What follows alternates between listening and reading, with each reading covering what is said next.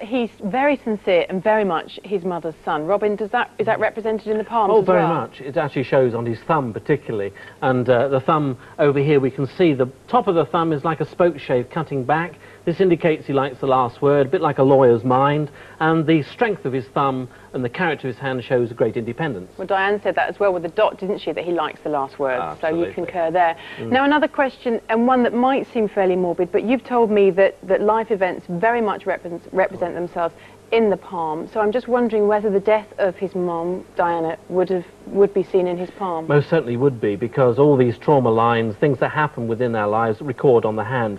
We can see it on the thumb again when we cut to this over here. At the bottom of the thumb, there's a kind of flap of skin and a line running round it. This indicates parental lines.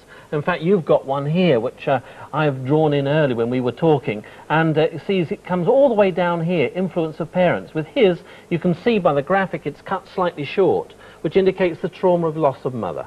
Okay, what next? Well, his fingertips are particularly sensitive, and we can see that too. The little pads underneath show extra sensitivity, but with him particularly, it's his lungs, the tissue of the lungs and the chest. And this indicates he might be a person who's hot on pollutants, air pollutants, and particularly perhaps even thinking about the greenness of the world and depolluting the world. Really? Oh, yes. Well, go into politics then? Well, he could get political, so I think America ought to watch out. Really? Eco-warrior. But will he have problems with his lungs then as well? It's a possibility he could do, but he's very sensitive generally, and that part is definitely sensitive. So if you've got pads like that on your hands, you shouldn't really be smoking? It's emotional sensitivity too. Just looking at mine. All right, what predictions can you make for Prince William? For a start, I have to ask you, the question on every girl's lips is, when is he going to get married? He will get married, and I think it'll be in his early 30s, and I think it'll be the once only. We can see that actually on his little finger, because the lines, I can show them on yours too here, they come round the little finger here. He has one crease.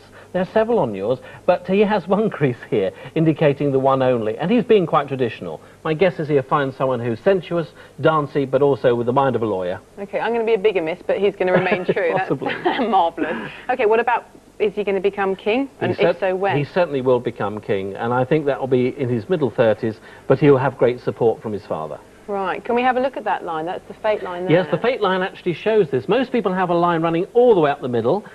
His deviates to the left, always under the index finger, and this shows particularly statesmanship quality. That's leadership and power and being of the people. Very public figure.